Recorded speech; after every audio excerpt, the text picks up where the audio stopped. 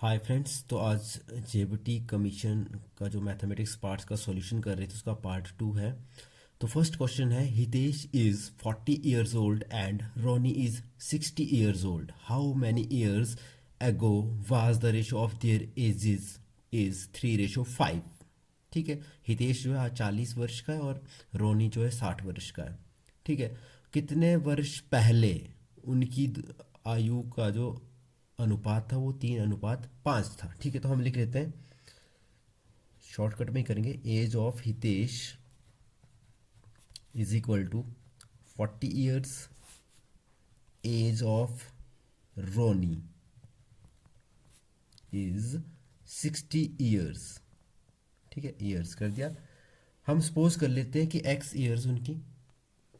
ठीक है, तो हम ये सपोज कर लेंगे कि एक्स ईयर्स पहले जो उनकी आयु का जो एज का जो रेशो था वो 3:5 था। तो हम सपोज कर लेते हैं, लेट एक्स ईयर्स एगो दियर एज।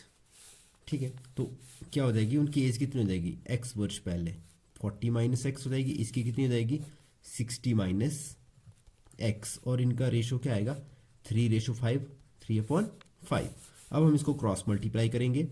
ठीक है, 5 इधर आ जाएगा, 40 माइनस एक्स, और इधर क्या आ जाएगा 3, ये इधर चला जाएगा, 60 माइनस एक्स। 40 को 5 से मल्टीप्लाई करेंगे तो कितना आ जाएगा 200 माइनस 5x, और ये क्या हो जाएगा 180 माइनस 3x।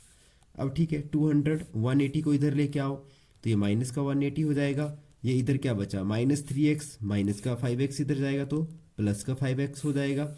ठीक है, 180 में से नहीं 200 में से 180 कम किया तो कितना आ जाएगा 20 आ जाएगा, और 3x -3x में प्लस 5x की तो 2x आ जाएगा।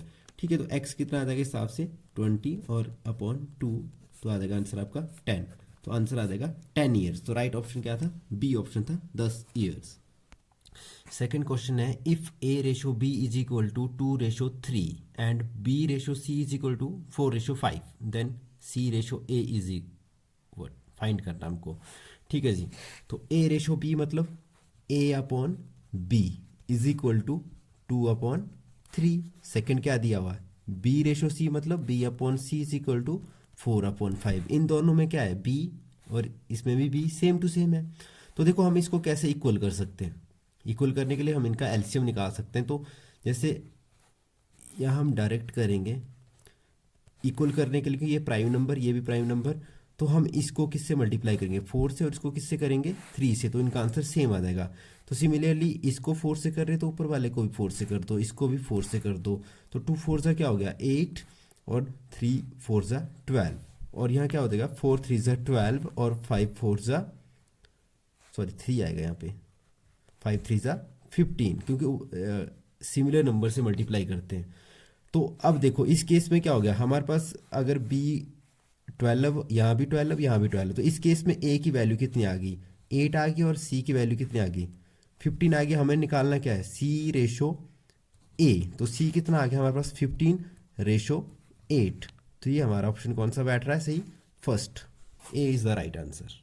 नेक्स्ट क्वेश्चन आया था, by selling a chair for Rs 572, a man gains 30%, the cost of price of their chair is. ठीक है, एक आदमी क्या करता है, एक कुर्सी को बेच देता है 572 में, और उसको कितना फ़ायदा होता है 30% फ़ायदा होता है। तो उसका उसने कितने में खरीदी थी, हमें ये निकालना है। तो हम पहले क्या मान लेंगे, let the cost price of chair is equal to X rupees मान लिया। ठीक है, अब हमें क्या दिया हुआ है कि कितना प्रॉफिट हुआ, तो हम निकालेंगे 30% ऑफ एक्स। ठीक है जी, 30% ऑफ एक्स, सीपी पे कितना फ़ायदा हो, तो 30% का मतलब गायब किया तो 100 लग जाता है, इंटू एक्स, 10 से 10 कट की क्या हो गया 3 × x, 3x/10, ये हमारे को क्या हो गया प्रॉफिट, ये हमारा आ गया प्रॉफिट आ गया। ठीक है जी, अब हमें पता है कि एसपी क्या होता है। ठीक है, अगर सीपी में अगर हम प्रॉफिट ऐड कर दें तो क्या बनेगा, ये एसपी बनेगा। सीपी मतलब जो कॉस्ट प्राइस जितने में खरीदी थी, इसमें अगर प्रॉफिट जितना हुआ तो हमें मतलब उसका सेलिंग प्राइस मिल जाएगा। ठीक है, हमें यहाँ पे सीपी पता नहीं है, एक्स लिया हमने, कॉस्ट प्राइस हमारा कितना आया 3x/10 आया, और एसपी हमारे को गिवन है, सेलिंग प्राइस कितना है 572। ठीक है जी, इसका आप देखो एक अपॉन में तो एलसीएम लेना पड़ेगा, 1 के साथ एलसीएम सेम आता है, मतलब वही 10 आएगा। तो 1 को किससे मल्टीप्लाई करेंगे 10 आए 10 से, तो x को भी 10 से करो तो 10x प्लस 10 1 जा 10, तो 3 1 जा 3 1x। ठीक है, तो 572, ये कितना हो गया 13x हो गया, इज इक्वल टू 572 इंटू 10 हो गया। ठीक है जी,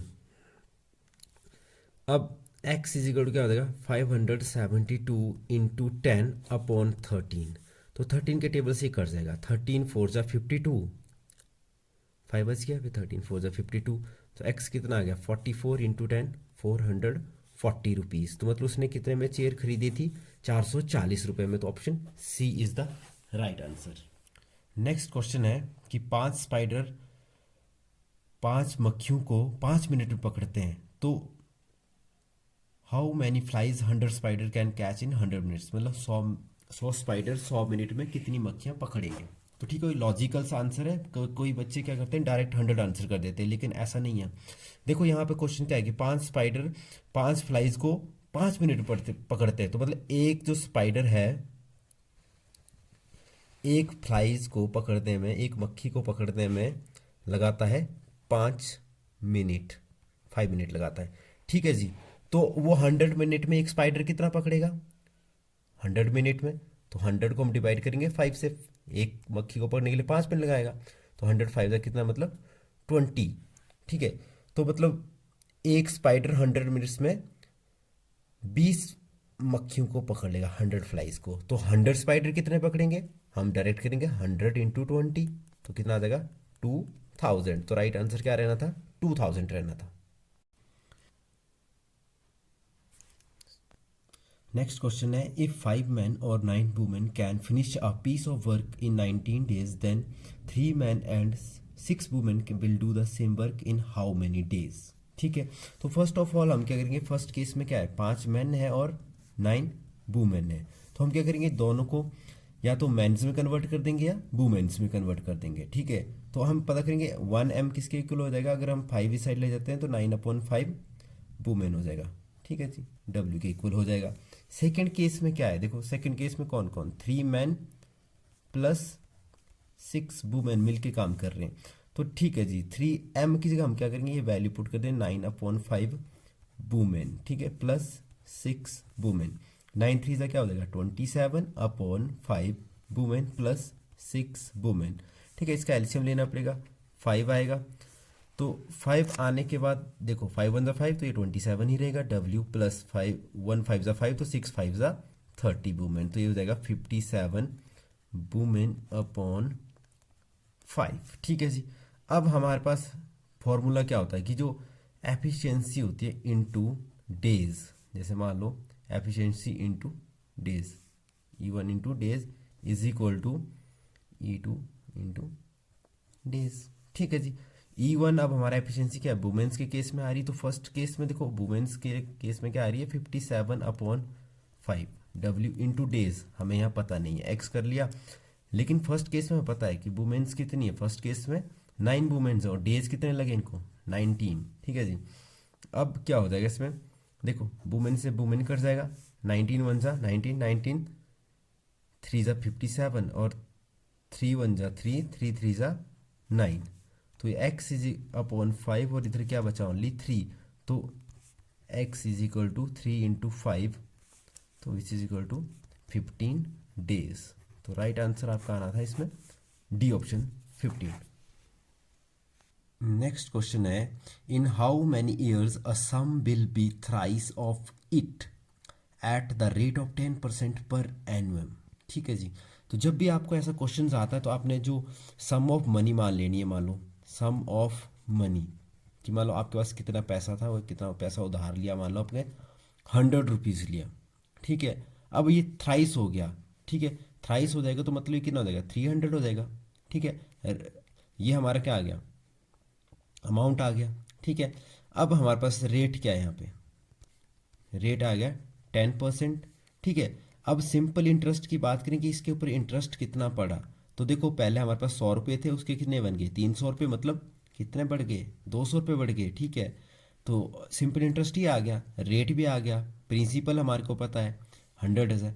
ठीक है जी, तो अब हमारे पास जो निकालना क्या है, टाइम निकालना। टाइम निकालने का फॉर्मूला क्या होता है, SI simple interest into 100 upon, ठीक है, अपॉन में आएगा आपका प्रिंसिपल इंटू रेट। तो SI कितना है आपका 200 इंटू 100 अपॉन प्रिंसिपल भी कितना 100 और रेट कितना है 10। 100 से 100 कट गया, 10 1 10, 10 20 ज़ा 200, तो आपका आंसर क्या आएगा 20 ईयर्स। तो answer b is the right option.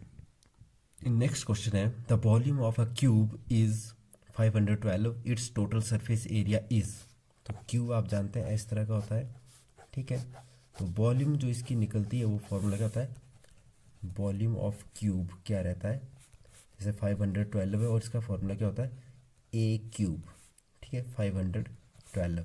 अब देखो ए क्यूब तो इधर क्या लग जाएगा, क्यूब इधर चला गया तो क्यूब रूट लग जाएगा 512, तो इसके अंदर हमें क्या 8 इंटू 8 इंटू 8 करेंगे 3 टाइम्स, तो 512 बन जाएगा। ठीक है, तो ए कितना आ जाएगा आपका 8 सेंटीमीटर। अब आपने निकालना क्या है इसका टोटल सरफेस एरिया, तो total surface area of cube क्या रहता है, फॉर्मूला रहता है 6a²। ठीक है, 6 इंटू ए कितना 8 का स्क्वेयर, तो 6 इंटू 8 इंटू 8।